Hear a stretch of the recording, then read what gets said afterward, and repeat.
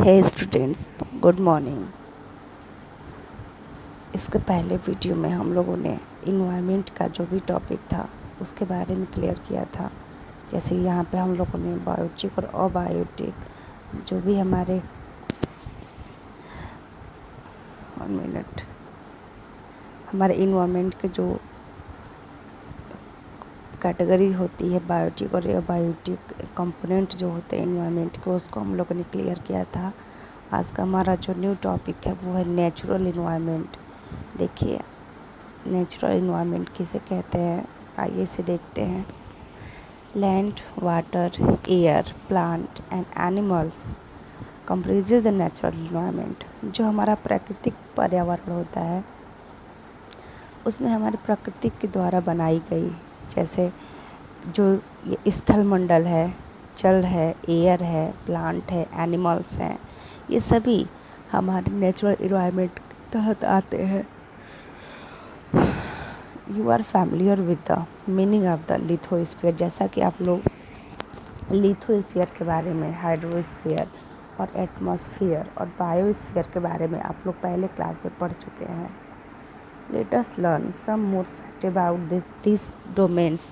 आइए इन जो स्थल मंडल है इन सब के बारे में, इन सारे डोमेन्स के बारे में हम लोग clearly one topic by topic clear करते हैं। फर्स्ट है लिथोस्फीयर। देखिए, लिथोस्फीयर क्या होता है। यह है लिथोस्फीयर। ये लिथोस्फीयर का क्या मीनिंग होता है, आइए इसे देखते हैं। Lithosphere is the solid crust और the hard top layer of the earth. जो हमारी पृथ्वी होती है, जैसे ये हमारी पृथ्वी है, ठीक है। तो पृथ्वी के ऊपर का जो ये हार्ड लेयर, जो क्रस्ट लेयर होता है, टॉप जो हार्ड लेयर होता है जिस पे हम और आप निवास करते हैं, ठीक है, ये क्रस्ट होता है, बिल्कुल कठोर होता है। आगे देखते हैं, इसी को हम लोग लिथोस्फीयर के नाम से जानते हैं, ठीक है। यही हमारा क्या है, लिथोस्फीयर है। It is made up of rock and minerals. और ये लिथोस्फीयर किससे बना होता है, रॉक से और मिनरल से बना होता है। And covered by the thin layer of soil. और मिट्टी के एक बहुत मोटे लेयर से ये ढका हुआ होता है। It is an irregular surface with various landforms. और ये जो हमारा लिथोस्फीयर होता है ये इरेगुलर सरफेस का क्या मतलब होता है। देखिए, जैसे मान लीजिए हमारा लिथोस्फीयर का ये एक छोटा सा हिस्सा हमने ले लिया, तो ये बिल्कुल प्लेन नहीं होता है ये लिथोस्फीयर। कहीं यहाँ पे पहाड़ है, तो कहीं यहाँ पे पठार है, तो कहीं यहाँ पे समतल ज़मीन है, ठीक है। यानी इरेगुलर, ऊबड़ खाबड़ ये जो मिट्टी होती है या फिर जो ऊबड़ खाबड़ सरफेस एरिया होता है, क्योंकि आप सभी लोग जानते हैं कि हमारे लिथोस्फीयर पे सिर्फ प्लेन एरिया नहीं बल्कि जो प्लेट्यू है, जो माउंटेन है, वैली है, ये सब पाए जाते हैं।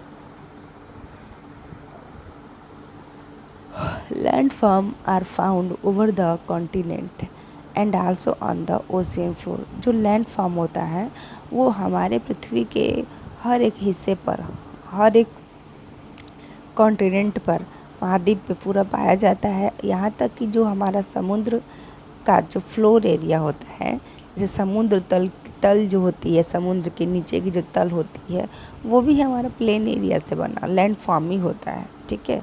वो भी हमारा लैंड का एक रूप ही होता है। Lithosphere is the domain that provide us forest.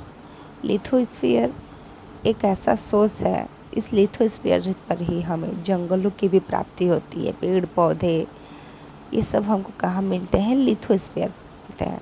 Lithosphere में आपको प्लेन, प्लेट्यू एंड माउंटेन तीनों आ रहा है, तो आप लोग ये ध्यान दीजिए कि पेड़ पौधे भी हमारे तीनों एरिया में मिलते हैं।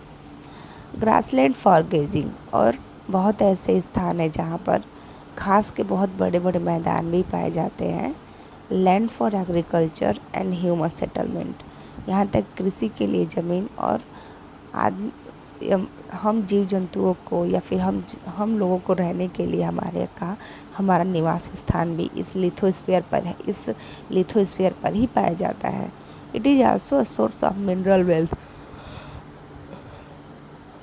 हमारा जो लिथोस्फीयर होता है, इसी लिथोस्फीयर पर हमको हर एक प्रकार के जो खनिज तत्व होते हैं, जैसे कि लौह अयस्क है, तांबा है, जस्ता है, कॉपर है, या फिर जो हमारा कच्चा खाद्य पदार्थ जैसे कपास है, तो ये सब चीज़ें हम लोग को लिथोस्फीयर से ही प्राप्त होता है। चलिए आगे देखते। देखिए यहाँ पर एक फिगर बनाया गया है। इस फिगर को आप लोग अपनी कॉपी में ड्रॉ कर लीजिएगा, ठीक है। देखिए इसमें पहला नीचे वाला जो ये पार्ट है, देखिए इसे, देखिए यहाँ पे ये जो हमारा अर्थ का जो सरफेस है, ये हमारा क्या है, lithosphere.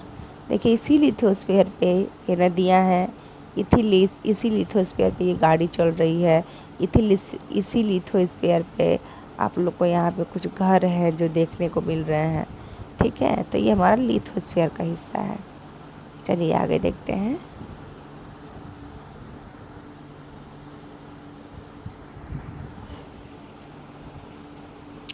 The domain of water is refer to the hydrosphere.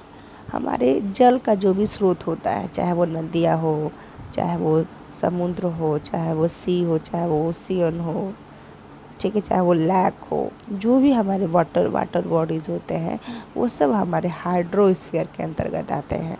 यानी जो जल से संबंधित जो भी एरिया होता है हमारे पृथ्वी पर, उसको हम लोग हाइड्रोस्फीयर के अंतर्गत रखते हैं। It comprises various ocean water and different type of the water bodies like river, lake, sea, ocean etc. जैसे मैंने अभी आप लोग को बताया कि जो हाइड्रोस्फीयर होता है, इसमें नदियाँ, हमारे समुद्र जल से जुड़ा हुआ हिस्सा, या फिर लैक, सी, ओशियन, ये सब कुछ वाटर बॉडीज़, ये सारे हमारे हाइड्रोस्फीयर के अंतर्गत ही आते हैं। It is essential for all the living organism as you everyone know. The water is very essential for all living beings to survival. The atmosphere is the thin layer of the air that surrounds the earth. देखिए एक हमारा part होता है इसी environment का, जिसको हम लोग एटमॉस्फेयर कहते हैं। अब ये एटमॉस्फेयर क्या होता है? एटमॉस्फेयर एक पतली लेयर होती है, ठीक है। एटमॉस्फेयर एक पतली लेयर होती है जो हम लोग को के अर्थ को चारों तरफ से घेरे रखी है। हम लोग की पृथ्वी को पूरे चारों तरफ से वो घेरे रखी है। That gravitational force of the earth hold the atmosphere around it. और हमारे पृथ्वी का जो ग्रेविटेशनल फोर्स, गुरुत्वाकर्षण बल है, यही पृथ्वी का गुरुत्वाकर्षण बल हमारे एटमॉस्फेयर को अपने साथ खींच करके बांध करके रखती है, ठीक है। इट प्रोटेक्ट अस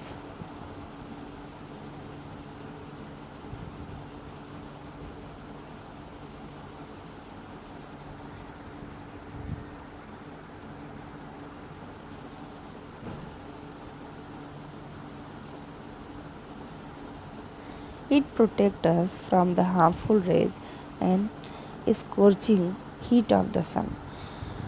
ये जो हमारा एटमॉस्फेयर है, ये हम लोगों को हमारे सूर्य की हार्मफुल रेज से और उससे होने वाले उस रेज से होने वाले स्कॉचिंग से, यानी कि जलन से, उस रेज से होने वाले दुष्प्रभाव से हमें ये जो एटमॉस्फेयर है वो बचा करके रखती है। It consist of number of gases, dust and water vapour. The changes in the atmosphere produce changes in the weather and the climate. ठीक है, ये जो एटमॉस्फेयर है ये बहुत सारे गैसों का एक समूह है, ठीक है। और इसके साथ साथ डस्ट, पानी की कुछ बूंदें वाष्पोत्सर्जन जो होता है उससे उत्पन्न हुए वाटर वेपर जो होते हैं, ये सब हमारे एटमॉस्फेयर में ही क्या करते हैं, एग्जिस्ट करते हैं। जो भी हमारा एटमॉस्फेयर है, अगर उसमें कोई भी चेंज प्रोड्यूस्ड होता है तो उसकी वजह से वेदर और क्लाइमेट में भी चेंजेस होते हैं। यानी जो हमारा मौसम बदलता है तो एटमॉस्फेयर के बदलने से ही हमारा मौसम भी बदलता है। देखिए plant and animals kingdom together make biosphere. देखिए हमारे अर्थ का एक हिस्सा है बायोस्फीयर। ये बायोस्फीयर क्या है? हम आप सब पेड़ पौधे, यानी हम सभी एनिमल किंगडम और पेड़ पौधे मिल करके इस बायोस्फीयर का निर्माण करते हैं। और ये एक ऐसी नैरो जोन होती है, it is a narrow zone of the earth where land water and air interact with each other to support life. देखिए एक ये जो बायोस्फीयर एक ऐसा जोन होता है, इसी जोन में हम आप या फिर सभी जीव जंतु आपस में इंटरेक्ट करके सहभागी बन करके एक दूसरे के साथ अपने जीवन को सपोर्ट करते हैं। देखिए कहने का हमारा ये मतलब है, जैसे आप इसका पिछले वाले फिगर को देखिए, जैसे जैसे आप इस फिगर को देख रहे हैं, देखिए यहाँ पे हाइड्रोस्फीयर है, ये हमारा हाइड्रोस्फीयर है ना, ये हमारा एटमॉस्फेयर है और ये हमारा लिथोस्फीयर है। तो ये बायोस्फीयर क्या है? तो ये बायोस्फीयर हमारे हाइड्रोस्फीयर, हमारे लिथोस्फीयर, सॉरी हमारे एटमॉस्फेयर, हमारे लिथोस्फीयर का एक मिलता जुलता पूरा एक लेयर है। और इसी लेयर में, इसी बायोस्फीयर में हम आप या फिर जीव जंतु जो भी हैं, वो इस बायोस्फीयर में पाई जाने वाली जो भी गैसेज हैं, जैसे कि O2 है, ठीक है, CO2 है, तो इसको ले करके हम और सभी जीव जंतु क्या करते हैं? जीवित रहते हैं।